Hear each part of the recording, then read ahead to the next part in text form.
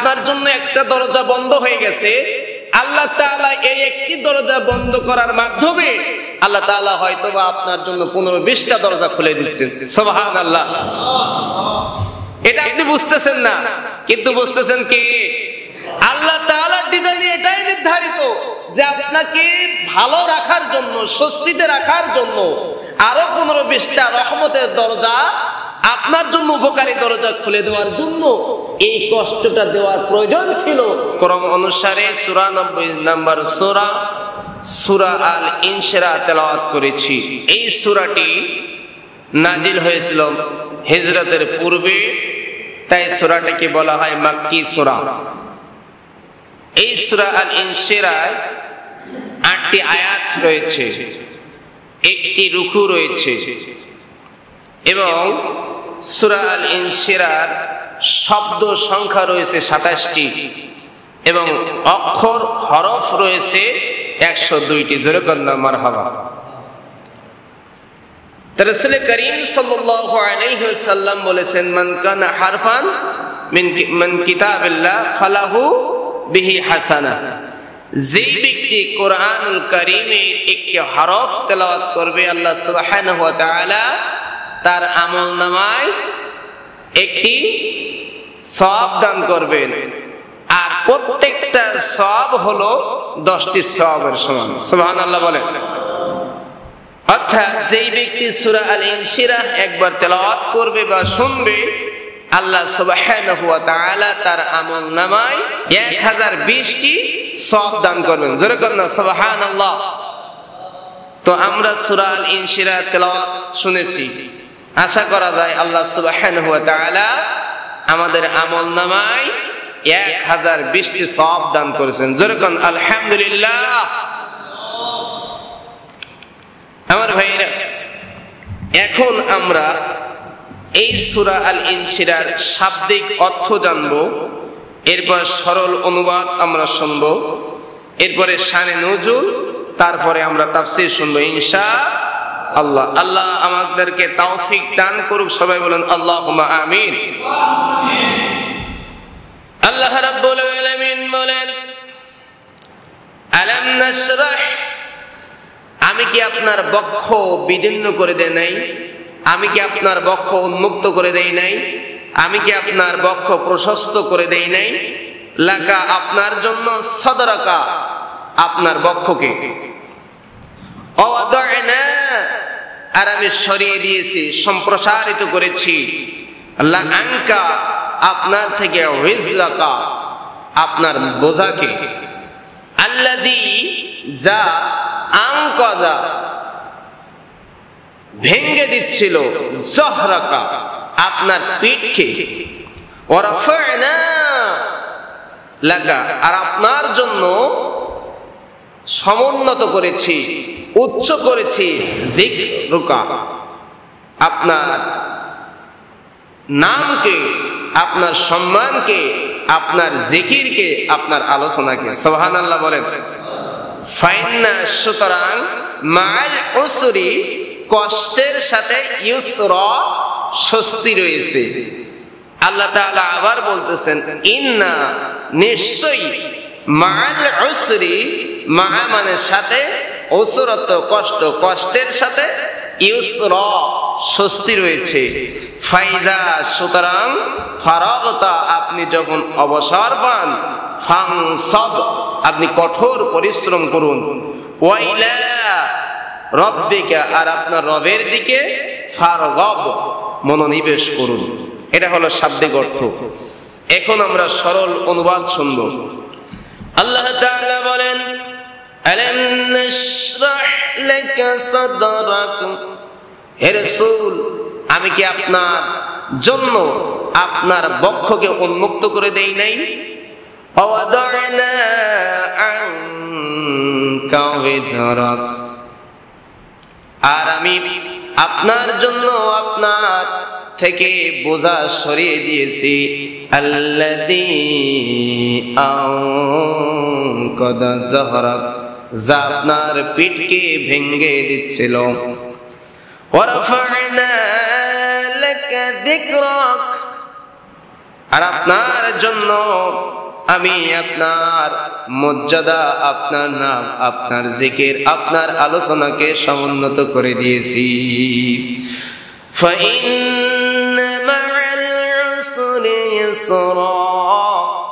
সুতরাং নিশ্চয় কষ্টের সাথে স্বস্তি রয়েছে। ইন্না মা'আল উসরি ইসরা, আল্লাহ তাআলা আবার বলতেছে নিশ্চয় কষ্টের সাথে স্বস্তি রয়েছে। ফাইদা ফারাগতা ফানসাব, সুতরাং আপনি যে সময় অবসর পান আপনি কঠোর পরিশ্রম করুন, অর্থাৎ বেশি বেশি করে আমি আল্লাহর ইবাদত করুন। ওয়া ইলা রাব্বিকা ফারগাব, আর আপনি আপনার রবের দিকে মনোনিবেশ করুন। সুবহানাল্লাহ বলেন। এটা হলো সূরা আল ইনশিরার সরল অনুবাদ। আমার ভাইরা, কোন সূরা তাফসীর শুনতে হলে, তাফসীর জানতে হলে এই সূরাটা বা এই আয়াতটা কোন প্রেক্ষাপটে নাজিল হয়েছে, এর শানে নুজুল, এর ব্যাকগ্রাউন্ড জানা দরকার, না হলে সঠিক তথ্য খুঁজে পাওয়া যায় না। তা আমরা এখন এই সূরা আল ইনশিরার কোন প্রেক্ষাপটে নাজিল হয়েছে সেটা জানার চেষ্টা করব ইনশাআল্লাহ। তার আগে আরো একটা জিনিস আমাদের ক্লিয়ার হয়নি, এই সূরাটি মূলত আল্লাহ তাআলা রাসূল সাল্লাল্লাহু আলাইহি সাল্লামকে অনুগ্রহ করেছেন, রাসূলকে আল্লাহ তাআলা সান্ত্বনা দিয়েছেন। এর পূর্বেও একটা সূরার আমরা আলোচনা শুনেছিলাম, ওই সূরাটির নাম ছিল আদ-দুহা। এই দুহার পরে সূরা আল ইনশিরা নাজিল হয়েছে। এই জন্য একত্রে এই দুইটি সূরাকে যুগল সান্ত্বনার সূরা বলা হয়। জোরে করেন একবার সুবহানাল্লাহ। তার মানে গত জুমা এবং তার আগে আমরা দুইটা জুমায় যে সূরা আদ-দুহা নিয়ে আলোচনা করলাম, এই সূরা দুহা এবং সূরা ইনশিরা, এই দুইটা সূরায় আল্লাহ তাআলা আল্লাহ রাসূল সাল্লাল্লাহু আলাইহি সাল্লামকে সান্ত্বনা দিয়েছেন। সুবহানাল্লাহ বলেন। তো সান্ত্বনাটা কখন দিয়েছে? আমার ভাইরা, এই সূরাটা এমন একটি সময় নাজিল হয়েছে যখন রাসূল সাল্লাল্লাহু আলাইহি সাল্লামের সময়গুলো খুব কঠিন কাটতেছিল, সহজ ছিল না। প্রথম দিকে যখন তিনি দ্বীনের দাওয়াত দিচ্ছিলেন, কিছু মানুষ এই দ্বীনের কাজটাকে খুব কঠিন করে তুলেছিল। আল্লাহ রাসূল সাল্লাল্লাহু আলাইহি সাল্লামের দাওয়াত যদি কেউ গ্রহণ করে তাহলে পাশের মানুষেরা তাকে বলতো সুফাহা, মানে একটা বোকা। রাসূল দাওয়াত দিচ্ছেন, দাওয়াত পেয়ে কেউ ইসলাম গ্রহণ করছে, তার প্রতিবেশীরা তাকে বলে কি, এ বোকা, এ নির্বোধ। অথবা বলা হতো মুহাম্মদ সাল্লাল্লাহু আলাইহি সাল্লাম একে বোকা বানিয়ে ফেলেছে। আমার ভাইয়েরা, এই জন্য নবুয়তের এই যে মিশনটাকে প্রাথমিক অবস্থায় খুব কঠিন ছিল। আশেপাশের মানুষগুলো এই মিশনটাকে অনেক কঠিন করে তুলেছিল। যে সময় রাসূল দ্বীনের দাওয়াত দিচ্ছেন, মানুষ দাওয়াত কবুল করতেছেন, তাদেরকে মানুষ বোকা বলতেছে। এবং রাসূল সাল্লাল্লাহু আলাইহি সাল্লাম দ্বীনের দাওয়াত দেওয়ার কারণে রাসূলকে মানুষ শারীরিকভাবে নির্যাতন করতে চাচ্ছে, অথবা তার আশেপাশে তার প্রতিবেশীরা তাকে ছেড়ে চলে যাচ্ছে।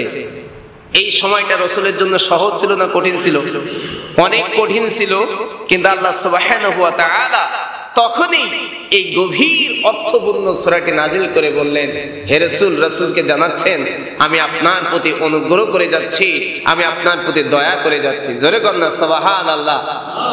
যেমন এর আগের সূরায় আল্লাহ সুবহানাহু ওয়া তাআলা বললেন রাসূলকে সান্ত্বনা দিয়ে, হে রাসূল, আপনার প্রতিবেশীরা, আপনার পাশের মানুষগুলো বলতেছে যে আমি আপনাকে ভুলে গেছি, আপনাকে ছেড়ে গিয়েছি।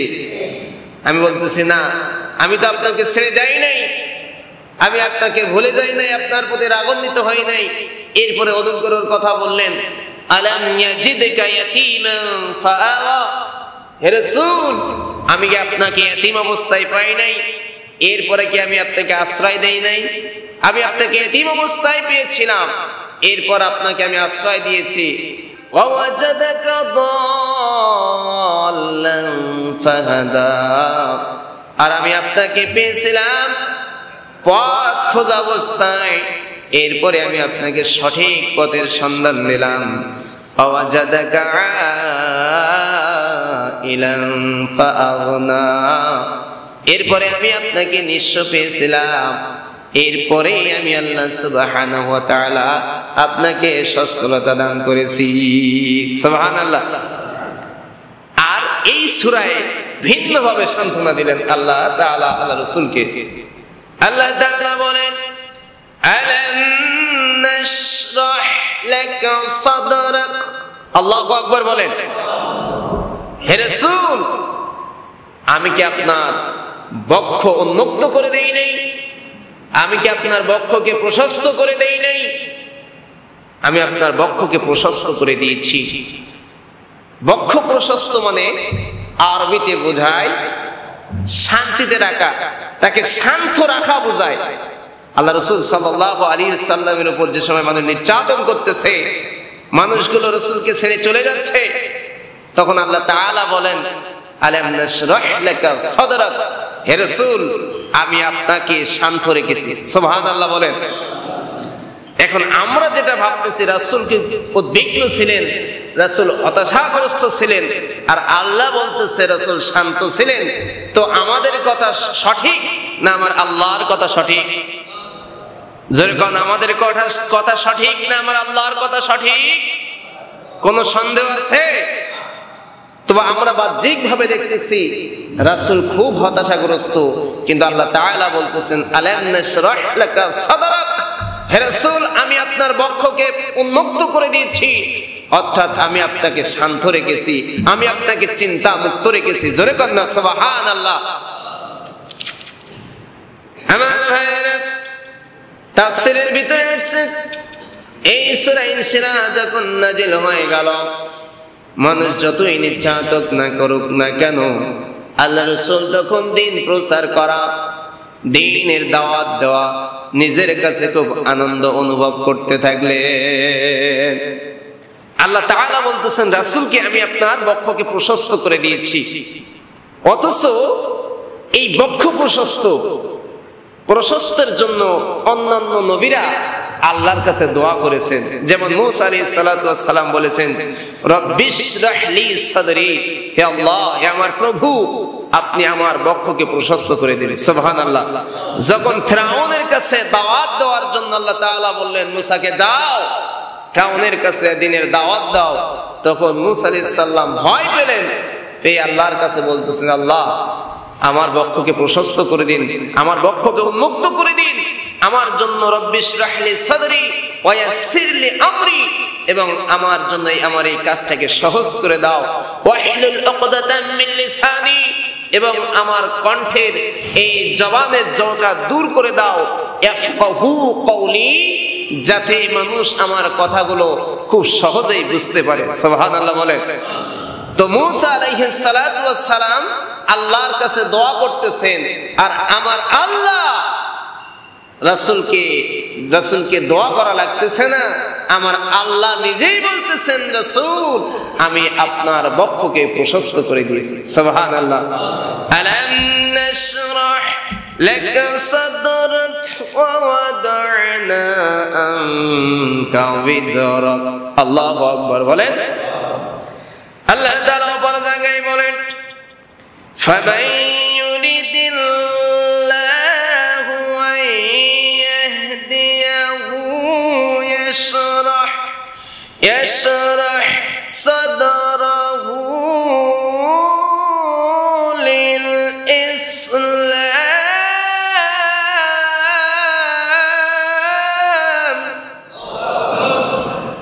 আল্লাহ পাক যাকে হেদায়েত করার ইচ্ছা করেন, ইয়াশরাহ সাদরাহু লিল ইসলাম, আল্লাহ রাব্বুল আলামিন তার বক্ষ প্রশস্ত করে দেন যেন সে ইসলাম বুঝতে পারে। সুবহানাল্লাহ। আর আল্লাহ রাব্বুল আলামিন যাদের বক্ষ প্রশস্ত করে দেন যাদের কপালে আমার আল্লাহ হেদায়েত রাখে, আল্লাহ বলতেছে ওই সমস্ত হেদায়েত ওয়ালা বান্দারা আমি আল্লাহর নূরের ভিতরে তখন থাকে। আল্লাহ তাআলা যখন বললেন হে আমার রাসূল আমি আপনার বক্ষকে প্রশস্ত করে দিয়েছি, শান্তিতে রেখেছি, তখন রাসূল সাল্লাল্লাহু আলাইহি সাল্লাম সহজ পরিস্থিতিতে ছিলেন, সহজ পরিস্থিতিতে ছিলেন না। তার বিরুদ্ধে সমানে মানুষ অভিযোগ করে যাচ্ছিল, সমানে রাসূলের বিরুদ্ধে অভিযোগ করে যাচ্ছে, কেউ বা রাসূলকে ছেড়ে চলে যাচ্ছে। আমার ভাইরা, কেউ বা শারীরিক ভাবে নির্যাতন করতে চাচ্ছে, কেউ বা মানসিক ভাবে নির্যাতন করতে চাচ্ছে। এইভাবে আল্লাহ তাআলা এই পরিস্থিতিতে বলেন আমি আল্লাহর সবচেয়ে বড় অনুগ্রহটাই হলো নবী হে আমি আপনার বক্ষকে প্রশস্ত করে দিয়েছি। সুবহানাল্লাহ বলেন।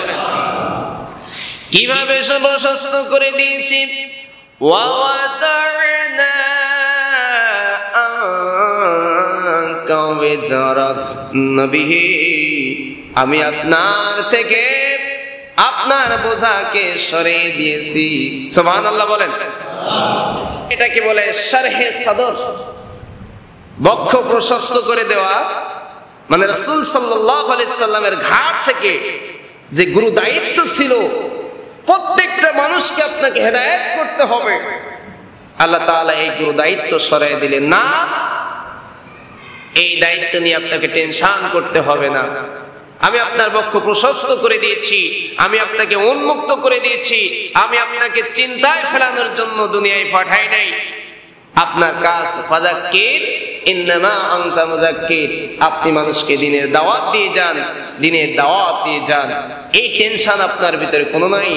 আমার ভাইরা, রাসূল করিম সাল্লাল্লাহু আলাইহি সাল্লামের উপর যখন এই সূরা নাজিল হলো, রাসূল কোন প্রকার টেনশন বোধ ফিল করলেন না, বরং রাসূল যেই কাজটা করেন রাসূল আনন্দ পান। জোরে কোন সুবহানাল্লাহ।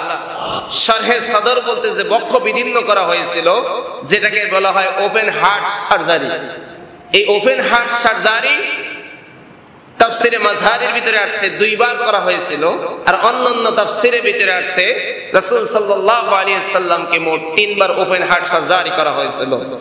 একবার হলো শিশু অবস্থায়, যে সময় হালিমাতুস সাদিয়া রাদিয়াল্লাহু তাআলা আনহার গৃহে রাসূল ছিলেন, এই শিশু অবস্থায়।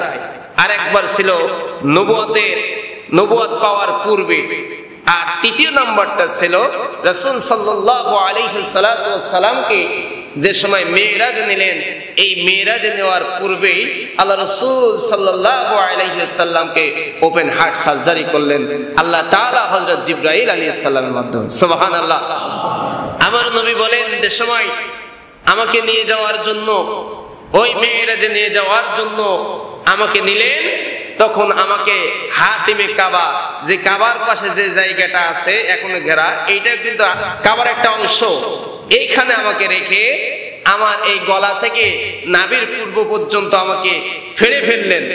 করার পরে আমার এই ভিতরটাকে জমজমের পানি দ্বারা জিবরাইল আলাইহিস সালাতু ওয়াস সালাম ধৌত করে দিলেন। সুবহানাল্লাহ বলেন। এবং একটি স্বর্ণের প্লেট দেখলাম, যেখানে ঈমান এবং হিকমত দিয়ে পরিপূর্ণ ছিল।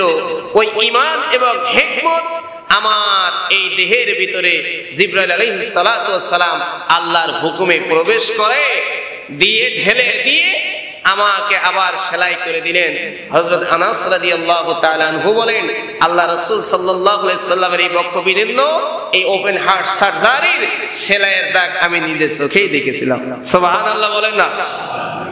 এই সূরা আল ইনশিরাহ যে শারহে সাদর অর্থাৎ বক্ষ উন্মুক্ত করা, এটা নিয়ে তাফসীরে অধিকাংশ তাফসীরকারক বলেছেন এটা ওই ওপেন হার্ট সার্জারি ছিল না, এটা ছিল আল্লাহ রাব্বুল আলামিন রাসূলকে শান্ত রেখেছেন। কিভাবে? ইসলাম নবুয়ত প্রাপ্ত হওয়ার পূর্বে আল্লাহ রাসূল সাল্লাল্লাহু আলাইহি ওয়াসাল্লাম রাসূল নিজেকে মক্কা থেকে অনেক দূরে সরায় রাখতেন। অনেক সময় হেরা পর্বত, ওই জাবালে নূরের হেরা পর্বতে রাসূল নিজে চলে যাইতেন। কখনো বা সেখানে 1 সপ্তাহ সময় অতিবাহিত করতেন, কখনো কম 1 সপ্তাহ। হেরা পর্বতের ওই যে গারে হেরার ভিতরে থাকতে। আল্লাহু আকবার, এটা সহজ কথা নাই। এই হেরা পর্বত আপনার জাবালে নূরটা সর্বমোট উচ্চতা হলো 2106 ফুট। আর রাসূল সাল্লাল্লাহু আলাইহি ওয়াসাল্লাম যেখানে ধ্যান করতেন, যেখানে চিন্তা করতেন এই পৃথিবীর মানুষদের নিয়ে কেন এত কষ্ট, কেন এত যন্ত্রণা, এই জায়গাটার উচ্চতা ছিল 1800 ফুট। জোরে কন্যা সুবহানাল্লাহ। আমি তো উঠলাম উমরাতে যেয়ে, সেখানে উঠলাম, আমি ঘড়ি ধরেছি, ঘড়ি দেখেছি যে আমার উঠতে সময় লেগেছে 52 মিনিট। আল্লাহু আকবার। আর খাদিজাতুল কুবরা রাদিয়াল্লাহু তাআলা আনহা কিতাবের ভিতরে আসছে, ওয়াকানাত খাদিজাতু তাহমিলু ইলাইহি আত-তাআমু ওয়াশ-শারাবা ফি কুল্লি ইয়াওমিন। খাদিজাতুল কুবরা রাদিয়াল্লাহু তাআলা আনহা রাসূল করিম সাল্লাল্লাহু আলাইহি ওয়াসাল্লামের জন্য ওই গারে হেরার ভিতরে প্রত্যেক দিন রাসূলের জন্য খাবার পানি নিয়ে যাইতেন। আস্তে বলেন সুবহানাল্লাহ। আমরা তো গাড়িতে গেলাম, যাওয়ার পরে পাহাড়ে উঠলাম, আর রাসূল সাল্লাল্লাহু আলাইহি সাল্লামের স্ত্রী খাদিজাতুল কুবরা নিজে পায়ে হেঁটে খাবার বহন করে নিয়ে প্রত্যেক দিন উঠতেন। কিতাবের ভিতরে আছে ফি কুল্লি ইয়াউম, প্রত্যেক দিন খাদিজাতুল কুবরা রাদিয়াল্লাহু তাআলা আনহা ওই গারে হেরায় উঠে রাসূল সাল্লাল্লাহু আলাইহি সাল্লামকে খাবার পানি দিয়ে আসতেন। সুবহানাল্লাহ বলেন। রাসূল সাল্লাল্লাহু আলাইহি সাল্লাম চিন্তা করতে থাকেন, কেন এত নির্যাতন, কেন মানুষের একজন আর বর্জনকে করে, কেন মানুষের ভিতরে এত কষ্ট, কেন জীবনটা এত দুর্বিষহ। রাসূল করিম সাল্লাল্লাহু আলাইহি ওয়াসাল্লাম চিন্তা করতেছেন, আর আমার আল্লাহ তাআলা তখন এই চিন্তার, এই প্রশ্নের জবাব আল্লাহর কালাম দিয়ে বলেন, ওয়াদা'না আনকা বিযরাক। নবীজি, আমি আপনার থেকে আপনার বোঝাটাকে সরিয়ে দিয়েছি।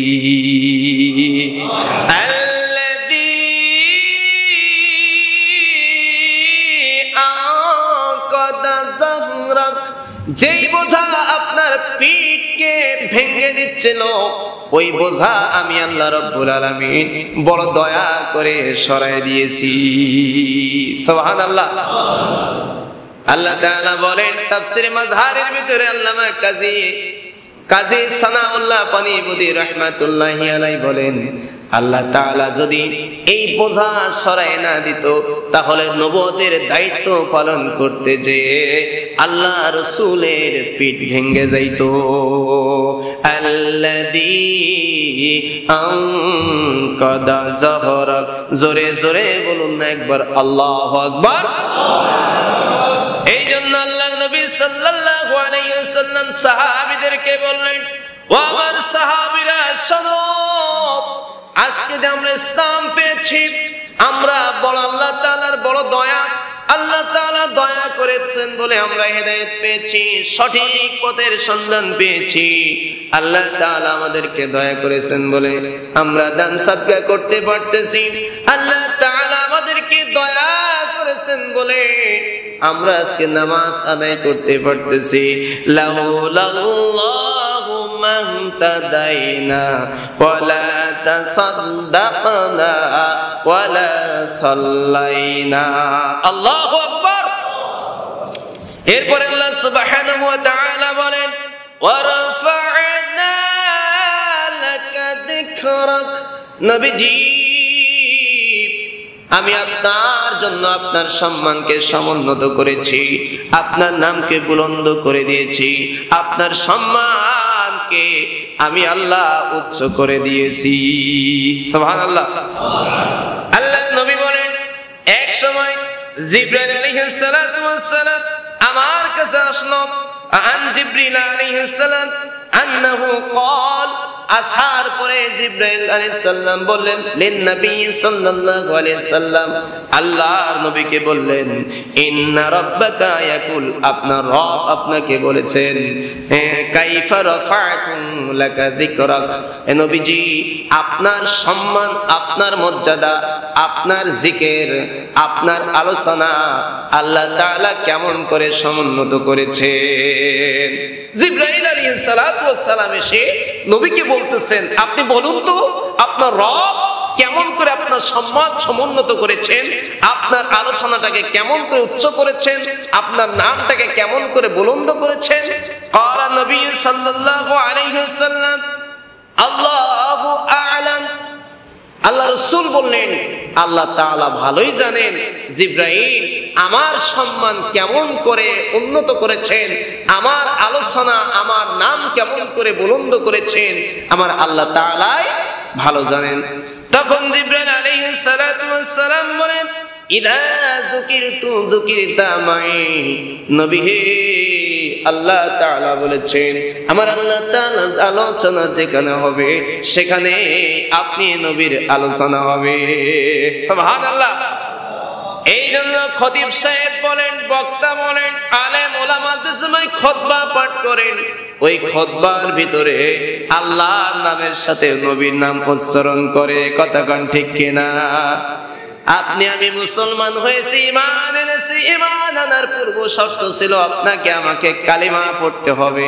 ওই কালিমার ভিতরে আমার আল্লাহর নামের সাথে নবীর নাম আছে না নাই? লা ইলাহা ইল্লাল্লাহু মুহাম্মাদুর রাসূলুল্লাহ। সুবহানাল্লাহ। এখন বলুন তো আযানের ভিতরে আমার আল্লাহর নামের সাথে নবীর নাম আছে না নাই? ইকামতে আমার আল্লাহর সাথে নবীর নাম আছে না নাই? আবার নামাজের ভিতরে আমার আল্লাহর সাথে নবীর নাম আছে না নাই? আযানে শুনি আপনার নাম, কালেমায় পড়ি আপনার নাম, নামাজে আপনাকে সালাম, আপনি যে নূরে মুজাসসাম ইয়া নবী।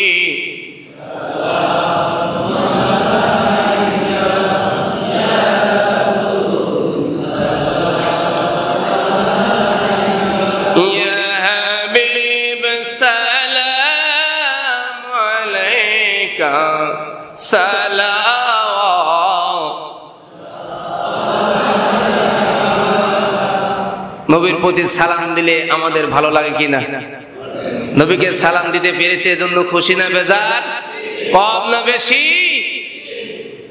আমার ভাইরা, এরপরে আল্লাহ সুবহানাহু ওয়া তাআলা বলেন ফাইন্না মা'আল উসরি ইসরান, ইন্না মা'আল উসরি ইসরা।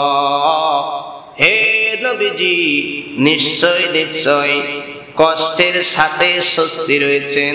আবার আল্লাহ তাআলা পুনরায় আবার বলতেছেন ইন্না মা'আল উসরি ইসরা, কষ্টের সাথেই স্বস্তি রয়েছে।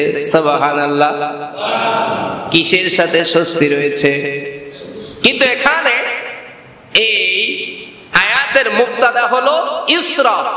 ইসরা শব্দের অর্থ হলো স্বস্তি, শান্তি। সব সময় বাক্যের ফোকাস থাকে মুক্তাদার দিকে, অর্থাৎ সাবজেক্টের দিকে। যেমন ক্ষমাশীল, আল্লাহ হলেন মুক্তাদা আরবিতে সাবজেক্ট, আর গফুর হলেন খবর। যার সম্পর্কে বলা হয় তিনি হলেন মুক্তাদা। তা আল্লাহ সম্পর্কে বলা হচ্ছে আল্লাহ গফুরুন, আল্লাহ ক্ষমাশীল। ঠিক তদ্রূপ এই আয়াতের মুক্তাদাটা হলো ইসরা, মানে সাবজেক্টটা, মানে বাক্যের ফোকাসটা থাকে সবসময় সাবজেক্টের দিকে। তো এখানে সঠিক অর্থটা হবে স্বস্তি রয়েছে কষ্টের সাথে। এরপর আল্লাহ তাআলা ইন্না শব্দ ব্যবহার করেছেন। ইন্না দিয়ে আল্লাহ তাআলা এটাকে খুব কঠিন ভাবে, শক্ত ভাবে বুঝাইছেন। এর ভিতর কোনো সন্দেহ নাই, সন্দেহ দূর করে দিয়েছেন। নিশ্চয়ই ইন্না মাআল উসরি ইসরা, স্বস্তি রয়েছে কষ্টের সাথে। সুবহানাল্লাহ বলেন। আমার ভাইয়েরা, এখন আপনি মিলান, আপনার জীবনে আমার জীবনে কষ্ট আছে না নাই? আছে। কষ্ট যদি থাকে, আল্লাহর কথা সত্য, সেখানে স্বস্তি রয়েছে। আবার একটা জিনিস খেয়াল করেন, আল্লাহ তাআলা উসর মানে কষ্টটাকে এখন মারফা করেছেন, আলিফ লাম যুক্ত রয়েছে। ইন্না মাআল উসরি ইসরা, আলেম ওলামা রয়েছেন এই কষ্টটাকে আল্লাহ সুবহানাহু ওয়া তাআলা মারফা অর্থাৎ নির্দিষ্ট করেছেন। আর ইসরা এটা কিন্তু নাকেরা, অনির্দিষ্ট। তার মানে নির্দিষ্ট জিনিসগুলো খুব হাতে গুনে বের করা যায়, ঠিক কিনা? কিন্তু অনির্দিষ্ট যেগুলো, সেগুলো কি খুঁজে পাওয়া যায়, বের করা যায়? কতটা আছে কে জানে? একজন আল্লাহ জানে। তা আল্লাহ সুবহানাহু ওয়া তাআলা বলতেছেন ইন্না মাআল উসরি ইসরা, স্বস্তি রয়েছে কষ্টের সাথে। এই কষ্টটা হলো নির্দিষ্ট। আপনার ভিতরে কি কষ্ট রয়েছে আপনি জানেন। আপনার কয়টা কষ্ট আছে, কিভাবে কষ্টে রয়েছেন, কেউ না জানলেও আপনি জানেন। কথা কোন ঠিক কিনা? আপনি জানেন কিনা? হয়তো কষ্টের কারণটা আপনার পাশেই রয়েছে, কিন্তু আল্লাহ তাআলা বলতেছেন এই যে কষ্ট, এর সাথে স্বস্তি রয়েছে, আরামও রয়েছে। এই যে কষ্টের ভিতরে আপনি পতিত হয়েছেন, এর মাধ্যমে আল্লাহ সুবহানাহু ওয়া তাআলা আপনাকে আরো 15-20টা হয়তো সুখ দিচ্ছেন, শান্তি দিচ্ছেন, কিন্তু আমি বুঝতে পারতেছি না। আর এই যে স্বস্তি হবেই, স্বস্তি আছেই, এটা নিশ্চিত বলেছেন কে? যেরকম না কে? আপনি হয়তো এখন বিপদগ্রস্ত রয়েছেন, ভাবতেছেন আমি তো অনেক বিপদে রয়েছি, কোথায় স্বস্তি? দেখেন, আপনি আপনার জন্য একটা দরজা বন্ধ হয়ে গেছে, আল্লাহ তাআলা এই একটি দরজা বন্ধ করার মাধ্যমে আল্লাহ তাআলা হয়তোবা আপনার জন্য 15-20টা দরজা খুলে দিচ্ছেন। সুবহানাল্লাহ। এটা আপনি বুঝতেছেন না, কিন্তু বুঝতেছেন কে? আল্লাহ তাআলার ডিজাইনে এটাই নির্ধারিত যে আপনাকে ভালো রাখার জন্য, স্বস্তিতে রাখার জন্য আরো 15-20টা রহমতের দরজা, আপনার জন্য উপকারী দরজা খুলে দেওয়ার জন্য এই কষ্টটা দেওয়ার প্রয়োজন ছিল।